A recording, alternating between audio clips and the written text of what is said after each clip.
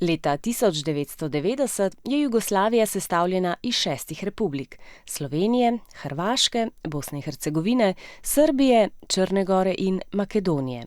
Med njimi ima največji vpliv Srbija pod vodstvom Slobodana Miloševića. Ta po lastni volji še z nekaj somišljeniki v Jugoslaviji uveljavlja svojo voljo. Slovenci so zato nad skupno državo razočarani, želijo si več pravic in bolj demokratično upravljanje.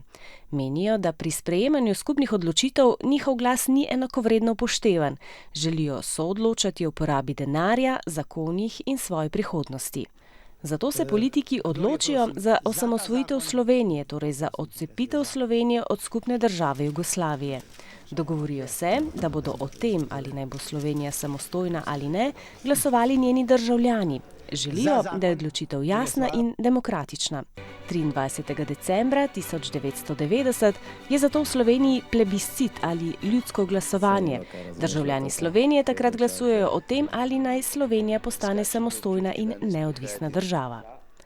Kar 88,5% vseh volilnih upravičencev 23. decembra leta 1990 na vprašanje, ali želijo, da Slovenija postane samostojna država, obkroži odgovor da.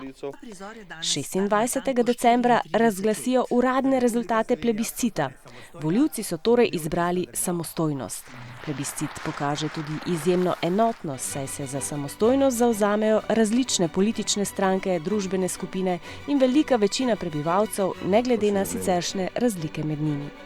Potem imajo slovenski politiki pol leta časa, da v tajnosti pripravijo vse potrebno za novo državo, na primer nov denar, zastavo, vojsko in zakone, ki opredeljujejo delovanje države. Slovenijo za samostojno in neodvisno državo razglasijo 25. junija 1991. Torej, dan samostojnosti in enotnosti je obletnica razglasitve enotne odločitve Slovencev, da se odcepijo od skupne države Jugoslavije in ustanovijo samostojno državo Slovenijo.